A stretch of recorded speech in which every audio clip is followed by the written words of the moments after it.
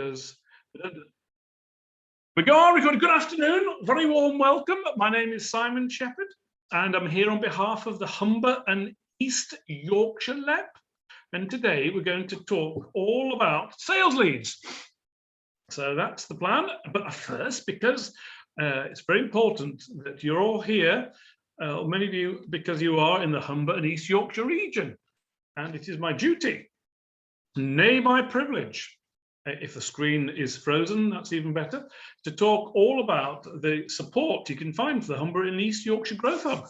And this is part of the Grow My SME scheme. So we're here to talk about business growth, but there are other channels of finance and ICT, all available, fully funded through the local hub, here to help. Here to help. So business strategy, finance, all here. The one piece of advice I can offer, if you need help with your business and you're based in the Humber region, please speak to your local business advisor. There's a fantastic amount of support out there. And for those of you who are particularly, glutton for punishment, we're here every Tuesday, at this time for the next few months, to talk all about different aspects of marketing. There you are, I was skillfully led on.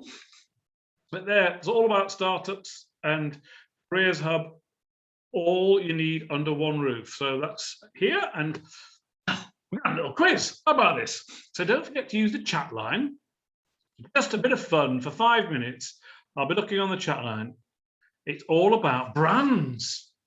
Yeah, so you have to guess the brand. So we've done this before on a previous webinar. I thought, brought back by popular demand. Oh, Mark, he's on it today.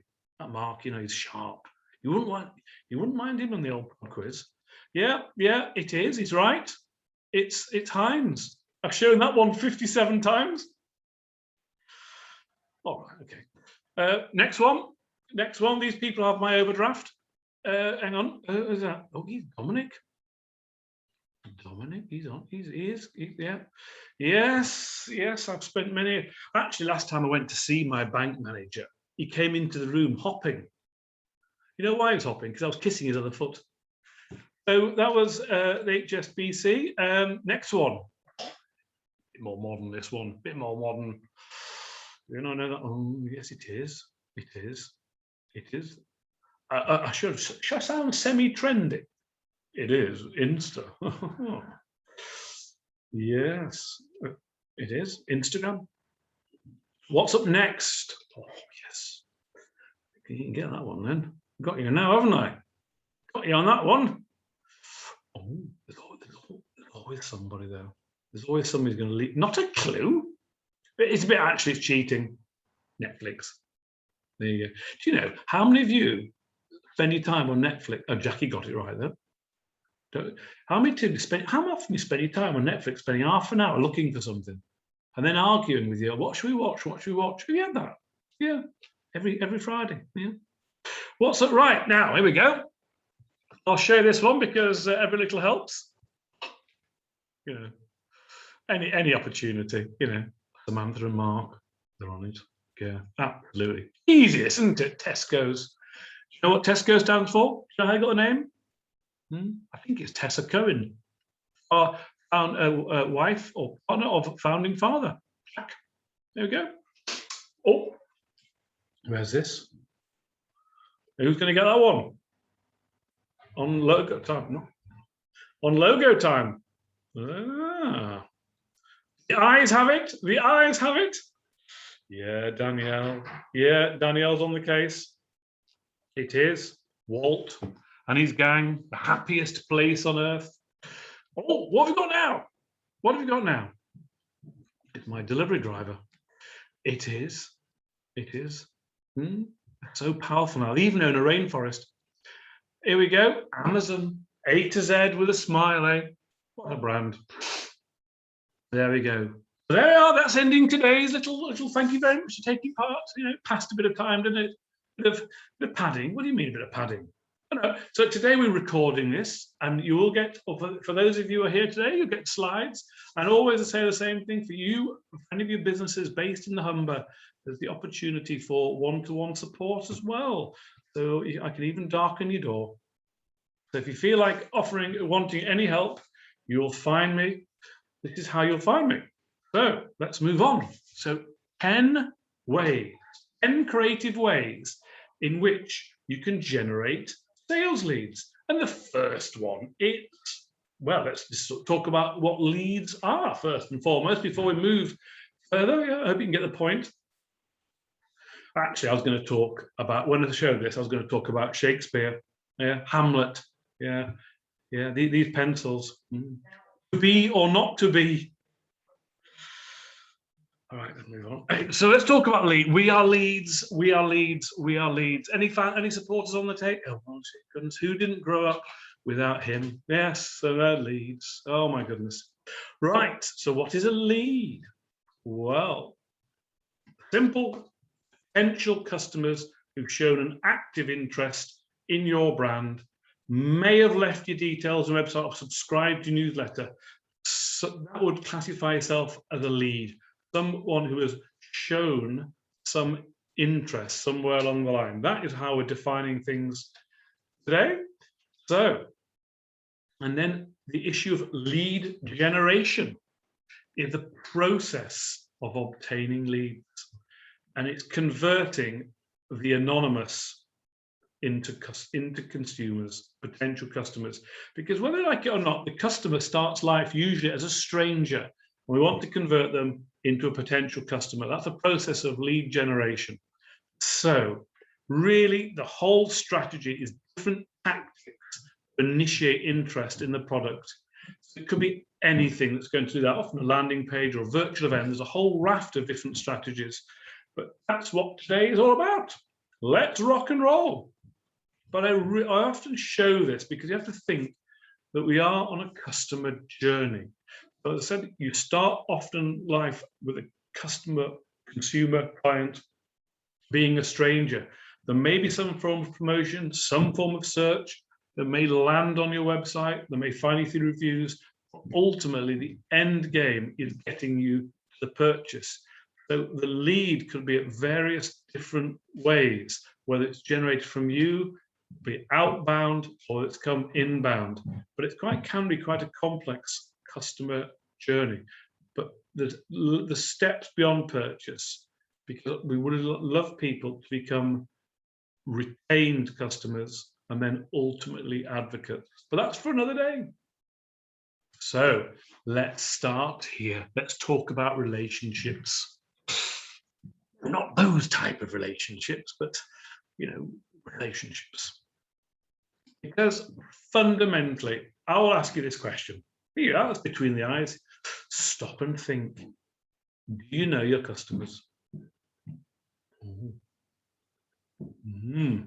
Well, how about asking you a little bit more detailed, Hercule Poirot-esque, and think about data being king. I did enjoy. There's Netflix for you. Did you enjoy The Queen's Gambit? Yeah, I really was hooked, man. Yeah. Anyway, that's by the by. So, ask yourself this: do you have data on your customers? What do they buy? Do you know why they buy? What does your customer need? What do they think of your price or your offer? What do they think of your product? And these are fundamental questions, and usually they are quantitative as well as qualitative answers. You'll know factually what they buy. You'll know hopefully why they buy, or you'll have certainly asked, or you'll gather that information. And your needs and your price, they usually come from some form of proactivity. The old classic, never make an assumption. This is all about knowing your customers. Now, if you own a club card, or you buy, in the good old days, that was the founding father often for supermarkets, to Tesco to give you a club card so they'll know exactly what your purchases were. But if you're trading online with the likes of Amazon, or you're active in there, they will know. But for you, who may be considered small or slightly less IT or sophisticated businesses, it's really important that you'll know all these things, because the easiest way in which any business can grow with leads is to get more sales from your existing. You could think about a very simplified example. For example, if you owned a builder's merchant and your customers are buying sand, cement, and bricks, that's great, but think of all the other things you could potentially supply them that would be components for the house. And it's a very crude and simple example, but also about your patterns of behavior. And the final one, which I will touch upon, are you engaged with them socially? Are you following them? You engage with them in the virtual world, in social media, and not just following them, but engaging with them, and you engaging in return. A little checklist for you as far as your existing customers. But the simplest way in which you can use your customers generating leads is by seeking referrals. Here is a classic example on the screen. Somebody called Airbnb. When a friend travels on Airbnb, you can get $20 in travel credit. It is often the classic and one of the most effective ways of marketing is to incentivize your clients to refer others. It won't work probably for every business, but certainly the classic principles, you see it in this particular example here, obviously for an online business, but it will work for offline as well. And if you want some homework, to think about it every day if you can, when you're engaging and talking to customers, ask for a referral, but be specific. Not, do you know anyone else who might? You're thinking about the type of people that they know and actually ask very specifically if they know a certain customer that they may be of using your service or your product, seeking a referral. So, first tip of the day is all about data management and asking for referrals. It's using your existing customer base. Now, it's not much of a surprise that second on the list would be to deliver great customer service. Now, I hear so many people, oh, don't worry, I do fantastic customer service. Not for a minute disputing you don't, but I would ask whether it's been quantified. We can all think of numerous examples of where we've experienced great service and we've had disappointing service. And usually that manifests itself in reviews and social proof. But there's a fantastic survey that I discovered recently. I'll just share some of the key things that came out of it in terms of where consumers, this was business to consumer, feeling about the way they were dealt with by their suppliers. And it was the idea that nearly 60% noted that their expectations were not met because they couldn't reach the company, either by phone or by email. So the idea about doing something pretty dramatic, we should pick up the phone to your customers or consumers. Whew, that's a bit revolutionary. Secondly, the idea that nearly half of all companies are actually what they consumer construed to be slow to resolve issues. It's often said that customer service is built on response times. If we all have problems, how quickly are they dealt with? The idea that consumers are not treated in a friendly manner, this impersonal. How often do you get written to with your name not spelled right? Or the person on the end of the phone not listening to your name? Active listening, so you actually can communicate with in a personal manner. And the other high-level feedback was that many companies are considered to be antisocial. It's more certainly for the millennials, would like to communicate with customers through social media. 4 little tips there about turning customer service into proactivity.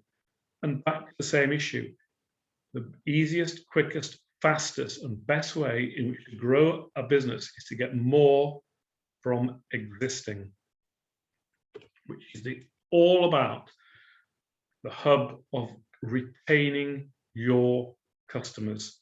So back to data, and you may have 50, may have 10, may have 25, whatever number of customers you've got, is to track, know exactly what they're doing, why they're doing it, and all the numerics behind it. So the intention of retaining. And ultimately, if a customer is retained and you're looking after them, they become a natural advocate for you and a potential referrer. But probably the simplest way in which to do this proactively is to undertake a customer survey. And the next screen will show you not one, not two, but 8 free survey tools to use for an online survey. Now, many would argue that like the SurveyMonkey is probably the best known, and I'm not here to advocate one over the other. You can see some of them have an animal theme to them, but want to have a little look at those. You will get a copy of the slides, but there's some great tools out there in which to get quantitative, qualitative data and to effectively use surveys to gather the right amount of information. So, customer survey. The second thing, ideally, and the whole point to retain, is that you would love to see reviews. And also, if you want to succeed in generating social proof, much the same way as with referrals, how about asking for reviews? It's a fantastic thing to be on, to have Google reviews, but you may want to look at Trustpilot, TripAdvisor, Facebook, or very specific industry sites. We all do it probably when we're going on a holiday or going to a restaurant. We may look particularly towards TripAdvisor as being our panacea of social proof, but other platforms. So constantly seeking reviews or evidence of what you do, because the best form of marketing is when your clients, your customers, are doing it for you. And it is more and more common that you'd lean heavily on the reviews, both favorable and not. So we've got to number 3 now, aren't we? Landing, a bit random. Went from relationships, customer service, we're on to landing pages. So if you are promoting anything online by a newsletter or by pay-per-click or whatever it is, you would like ideally to direct your audience to a landing page. And what is a landing page? Well, Lily mentions it on the screen. They are standalone web pages created specifically for a campaign. You would like to draw your traffic in to a particular site for them action to take place. And they have a single goal, which is to deliver and seek a call to action. What do you want the visitor to do? So here are some tips, and I'll show you some examples in a moment. It really has to be compelling copy, images, but you want people to sign up or register. Potentially you might want to seek them to buy, but you want them to be drawn in. And here are some examples. TransferWise, very good landing page, a cheaper way to send money internationally. There's a little table there. You can see about the exchange rates, and then compare price and get started. Or you may wish to choose and look at have a little try, a little experiment for you. You may wish to look at some of the Google ads of your competitors or within your sector or outside of the sector. Click on those and look at the landing pages you arrive at. You may not be seeking to buy, but you're just doing a little bit of homework. See where they take you, see what you like, see what you don't, but take a leaf out of someone else's book. That was quite good, wasn't it? Take a leaf out of someone else's book. That was not bad, actually. I'll do that one again. So think about having a strong call to action, as we've seen with the transfer company. So, you want to put the call to action in the right place to get people to sign up. You may wish to offer a free trial, consultation. You want people to subscribe, it could be within your blog posts, but you want your call to action on your landing page front and center, encouraging people to click. And without further ado, here you are. Hootsuite. What's that? Hootsuite. So you've got it. Start your free 30-day trial now. Sign up for free. Green, as you see in the two previous examples, is a very powerful color. There's a reason why traffic lights are green. So it's a color that's often used as a call to action. I think technically it's easy for the eye to see that. But you want your calls to action to be short and sweet and easily understood. So often it is just a small number of words, 1 to 3 words, as I said, not in a standout color. Please don't take my word for green being the best. You just choose what suits you, but you'll see if you look at others' landing pages. So subscribe, try for free, get started, learn more, join us. And just a few further examples. I've got one here, Evernote, remember everything. Modern life can be complicated, and you're asking people to sign up. Again, you can see the simplicity and the ease of which you're getting it. We've already mentioned these twice today.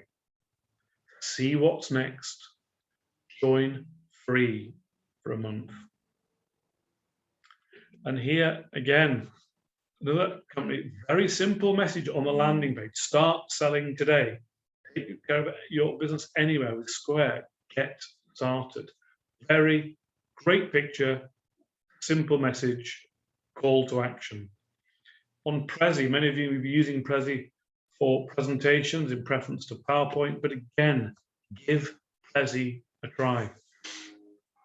Some superb examples of calls to action on landing pages. A fantastic way to generate sales leads. Fundamentally, you can argue it's very inexpensive to do. It's either as a function of web design or self-made. And a fantastic one, in terms of wildlife, get closer to the big cats, sign up for the thing today. Again, super images. Or for those of you dating, fundamentally asking for what you want and press continue. Some great examples for calls to action. So there's so many, but the thing is that's really straightforward about this.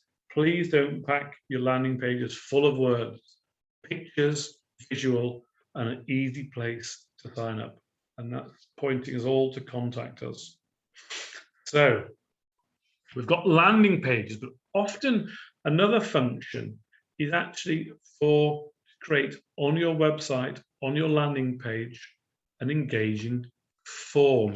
You've seen plenty of examples already, but the form results in leads because somebody is taking some form of action. It's the idea, if a person takes the time to fill out a form, they're more likely to learn about products. And again, back to the same message, make them short and sweet. Mr. Lazy here doesn't like spending half an hour filling in a form.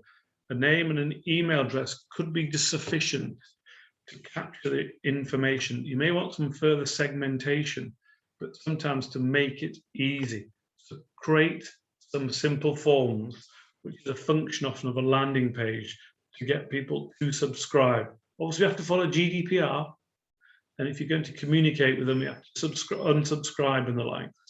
But think about that. Now, live chat. Little chat bot. Now, I can hear some of you thinking, I don't like using them. And I can understand that. But it's estimated that business owners who use live chat are substantially more likely to make up the sales. And answering a chat messages starts a conversation. It's a great way of improving conversion. It really will see that many businesses use the chat as a means of engaging with customers, but ultimately it's about lead conversion. So somebody will be sitting there thinking, hang on a second, Simon, these are very expensive and I can't afford them. Well, much in the same way as with the survey, on the screen, there are 8 examples of different chatbots that you may find are, in Yorkshire speak, not much or free, but places to go that may wish to invest in the time to look at these, to see about adding those to your site to engage and deal with customers. So, well, I must be on to about number 6 now. Email marketing. Oh, no, hang on a second. We've got a little note on the chat box coming up, so I better stop. Oh, Samantha, thank you very much. Talk to ADVOCACY.2. Thank you very much for that as a potential other chatbot. Thank you. Thank you, Sam. So we'll move on. Email marketing.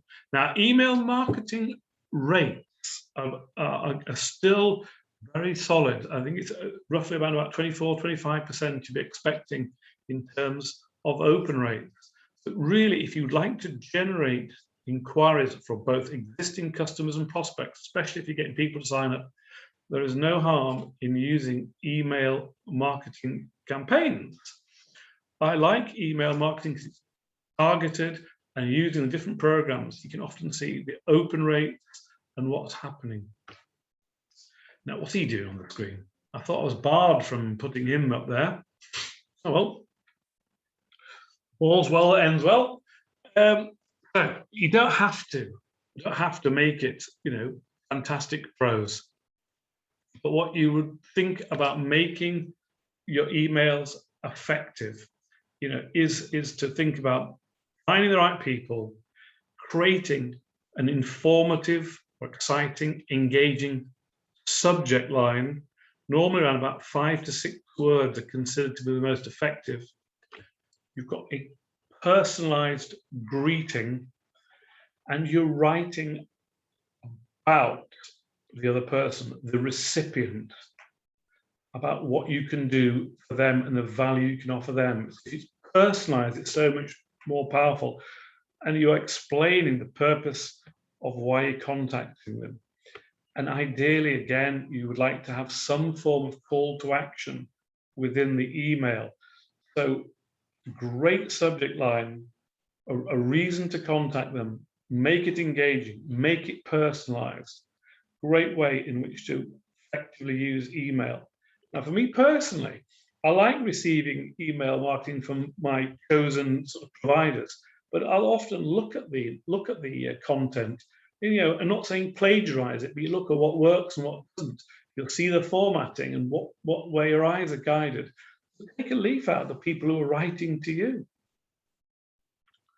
And there's no harm in thanking people. You could email people to thank them for their orders and to update them on what's happening. But critically, proofread the old dreaded typo. Or you can go onto the great little website, not so little, Grammarly, like saying that word, Grammarly. So that'll help you write, not like Ernie Wise, but it'll write in a particular way. So it'll help you along. Copy words into there, and it'll put you on the right track. So, I think we're doing 7 or 8 now, aren't we? Blogging, all about blogging. Great way to generate leads. What is a blog? It's a conversation, a simple answer to the everyday. Often some of the best blogs are about the beginner's guide to, or all the things you wanted to know about. You're adding, you're conversing, you're talking. The BBC website's a great place to go to look at the people who are blogging about whatever it is, about sport, about news, and commenting on the industry, informing in 500 words. And here's a fantastic example of a blog. I was made from an old pallet. So, you've got a product there, a table that's just being converted to something else. So there's a story behind it and a headline. So you're drawing people in. The less is more, the engaging opening.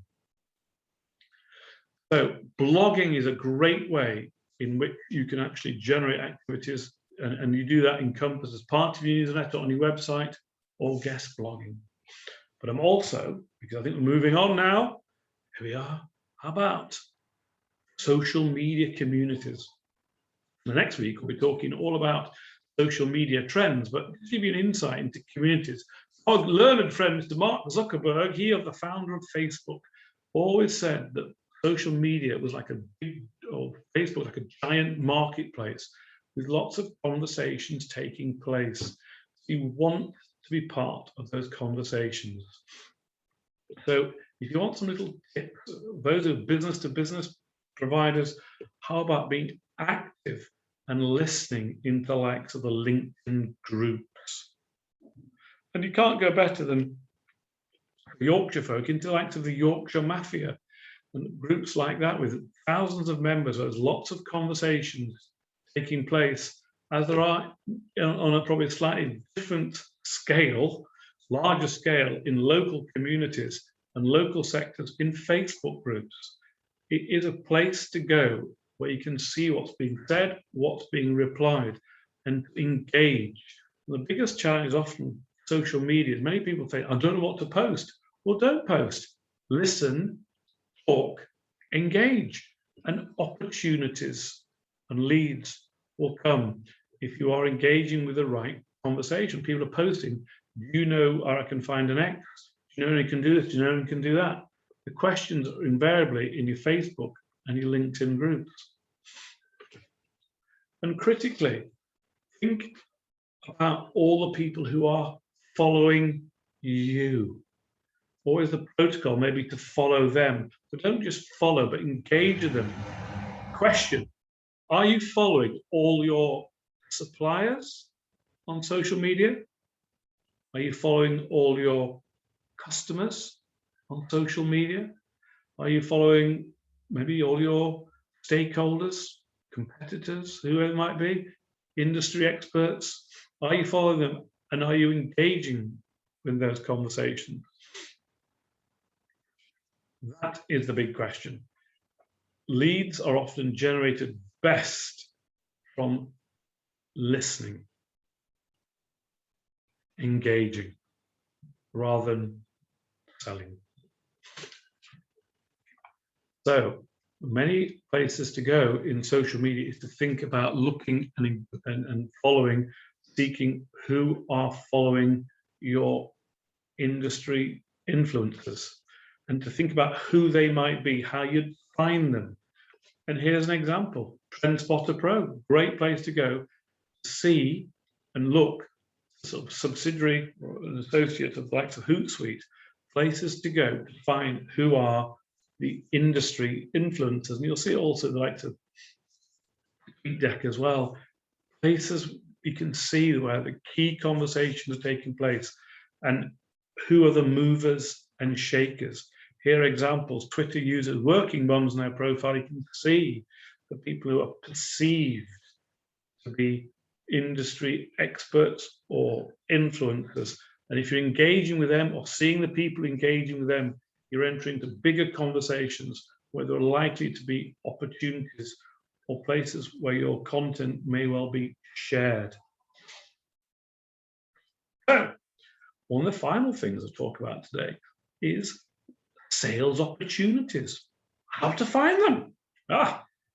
Well, I think I've done 9 things now, but here's a way that the question I'm often asked: how do you find sales opportunities? Well, who's got the most money? I'll tell you who's got the most money. It is the United Kingdom government. In this part of the world, they are spending our funds for our taxes.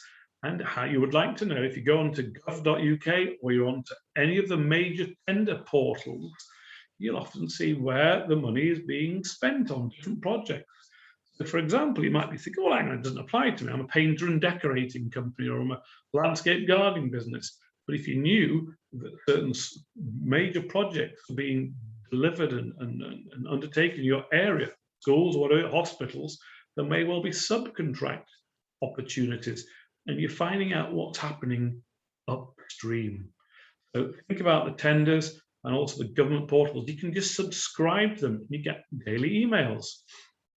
The classic one I always advocate is using Google Alerts, a free service. You can search for anything on Google. So you may wish to find opportunities through that channel.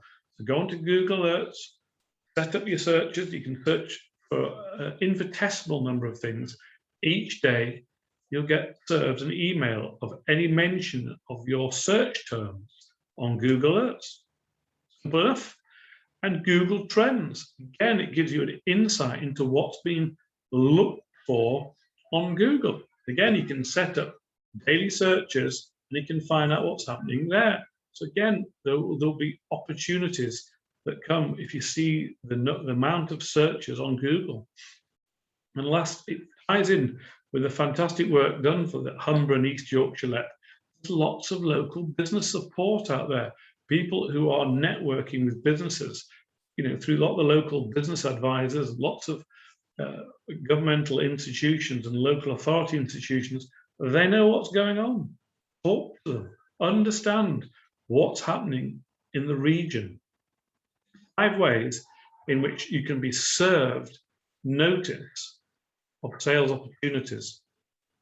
You can actually do it yourself. How about starting forums? So you may be in sector A and you would like to engage with the people within your sector. Well, take a leaf out of this book, adventure trips. You can also, if it's hosted on your website, it's fantastic for optimization and to meet the Google algorithms, but you can host forums on your, as a subset of your website. Again, you get lots of people engaging, much the same as you can start your own LinkedIn or Facebook groups. But forums are a great place to go, or to use some of the others like Quora.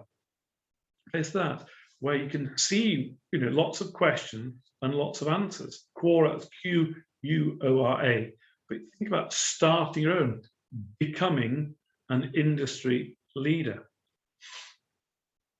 But finally, today, to complete, I would ask you to do this.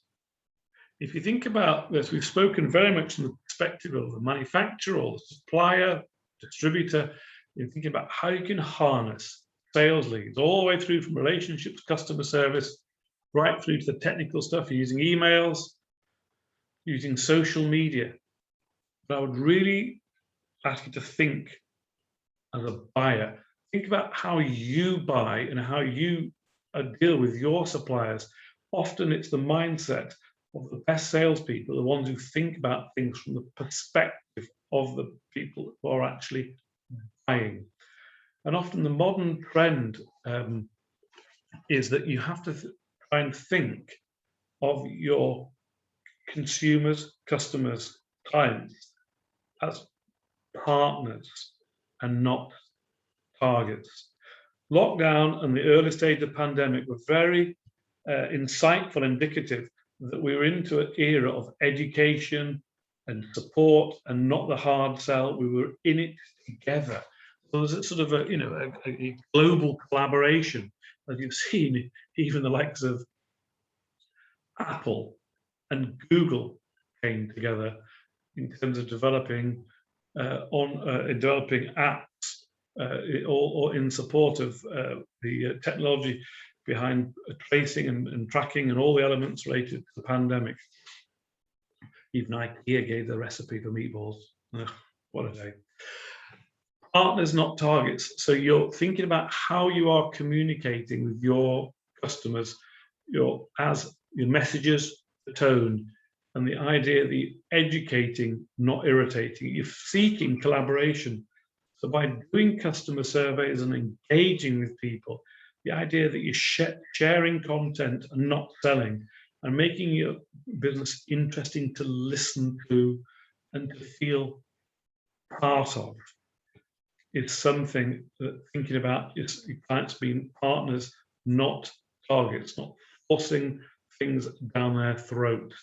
So you may wish to take a slightly different approach. And if you ever get the chance, lucky enough to speak to professional buyers, it's a great place to go to ask them what they seek from their audience. So think as a buyer, partners, not targets. And as I promise to complete things within 3/4 of an hour. And I think we've got there. That was quickety quick. So I will thank you very much for today. If anyone has any questions, please feel free to embrace and use the chat line. But without further ado, my name is Simon Shepherd. And my company's Client Marketing. I'll thank you for attending today's Humber and East Yorkshire webinar.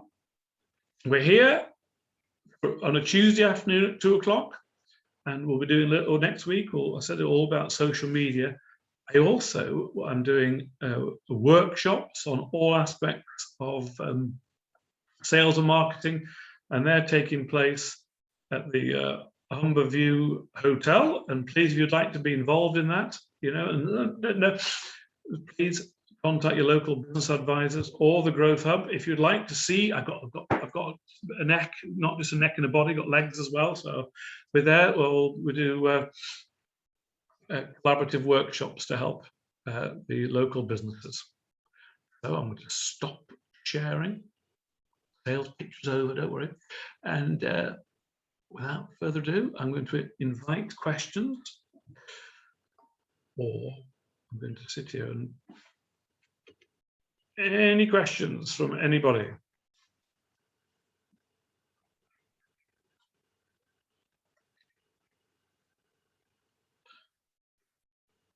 Well, Tracy says thank you to Steve. So if Steve's on the call, we thank him. Yes, and thank you to Samantha and Jackie as well. Yeah, and Anna. Well, if there are. Well, if there are no further questions, I bid you a farewell and hopefully see you again. And then you'll have a copy of the slides and the recording. I look forward to seeing you next time.